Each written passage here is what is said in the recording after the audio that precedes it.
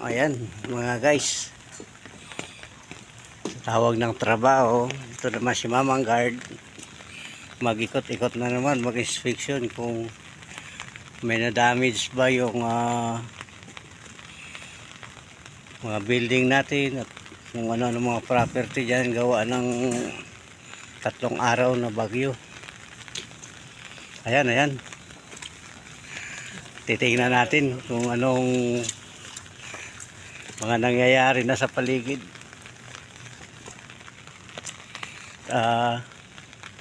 para ma-secure natin, para makapag-report na tayo kung may mga nangyayari sa kanang building natin.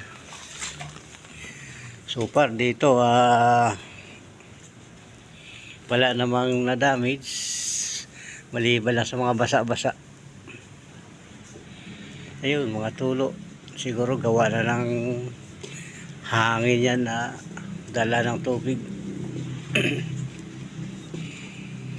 Ayun, dito sa kabilang building naman, iikutin natin kung anong may na diferensya. So far sa labas at taas wala naman tayong nakita. Klaro naman, wala namang mga damage din na yung kapaligiran. Medyo marami rin tanim pero hindi rin na masyadong siguro sa palibot kasi puro pader, kaya hindi masyadong pumasok yung malakas na hangin. Napupunta tayo doon sa columbarium sa lagayan ng mga urn pagkatapos na sunog. May purinarya na nga naka-ready, ready na yan magpasunog. Mag-aaga-aga pa, nag-uiwas din ng traffic saka baha. Kaya maagang pumunta, alas 8 pa na schedule yan siguro nagmamadali din para hindi abutan ng malakas na ulan, baka lumakas pa ulit sa mainit ang panahon natin, ulan. Yung mga relatives yan ng mga nasunog. So dito tayo sa kabila, tingnan natin dito yung area. Yun, medyo safety naman pero basa lang. Yan ang paligid. Yung malapad na ikutin ni Mamang Guard, pero okay lang, gawa ng talagang trabaho natin umulan man o bumagyo, umaraw man o bumagyo pala, trabaho pa rin. Ayan, okay naman dito, ganda. Pasukin nga natin itong loob nito kung anong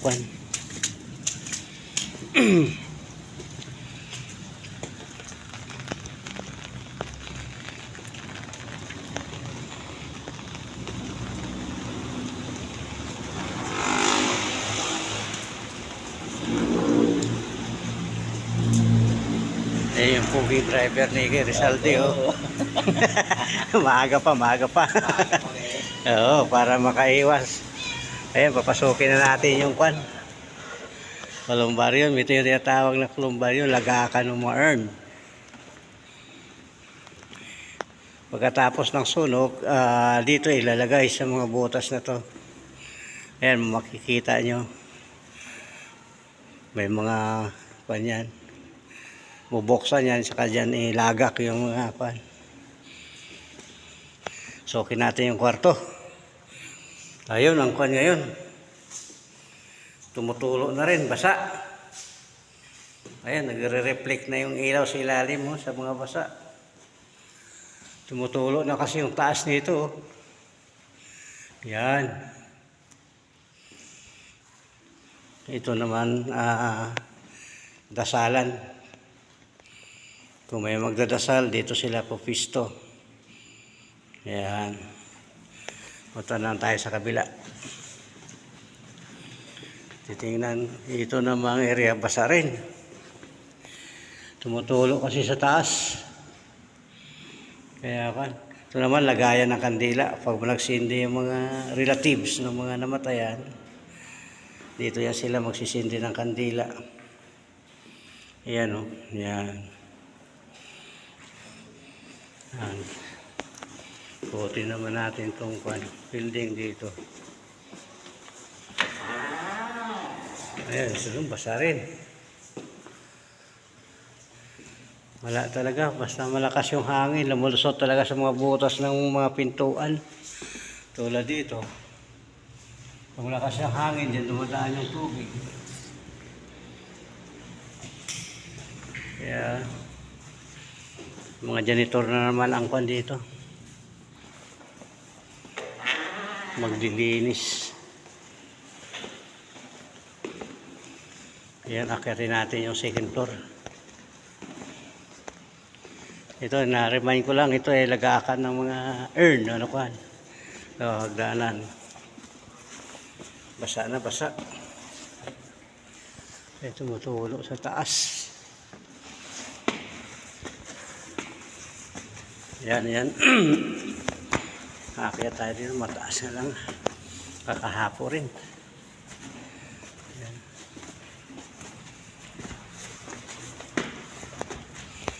Yan. Sus, basa rin. May ginagawa pa pala sila rito. Ayun, no? Mga sira-sira na rin yan. Gawa lang nako ng tubig. Lumulusot talaga, kaya yung para hardiplex, pag nabasa, laging lumalambot. Dapat pag may waterproofing sana, okay. Ay ito, yan. Kaya lagakan dito sa taas, second floor to. Kaya yun, may ilaw na. Ito naman eh, simbahan din. Dasalan din to sa second floor ng mga relatives na pan. Relatives na dadalaw sa kanilang mga minamahal sa buhay. Ito may planggana, may sahod. Para hindi ganong tumagos doon sa ilalim. Ayan, may mga laman na yan, oh. May mga pangalan. Yan, yung mga pangalan na yan, nakasabit niya, may mga laman na yan. Yan.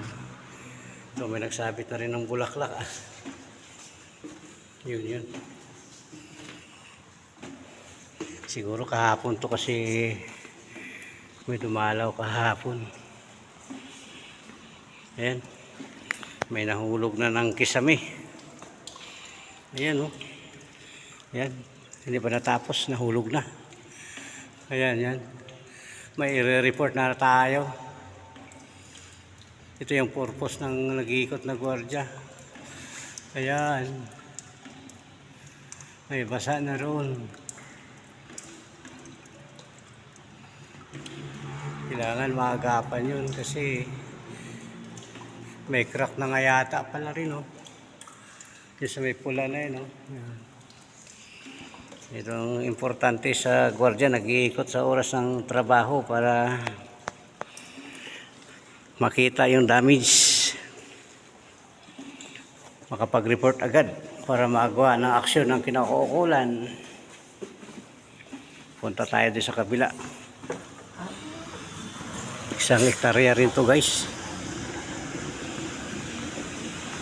Yan, yan, yan. Malibot. Hanggang doon tayo dadaan sa kabila at maulan dyan. Yung payong nato nandun eh.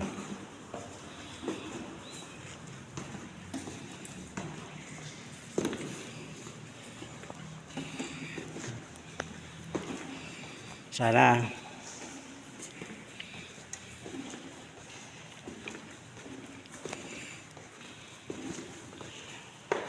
baka sipagin kayo Baka gusto niyo yung i-like and share. Malaking bagay na yan sa kagaya ni Kuya Guard.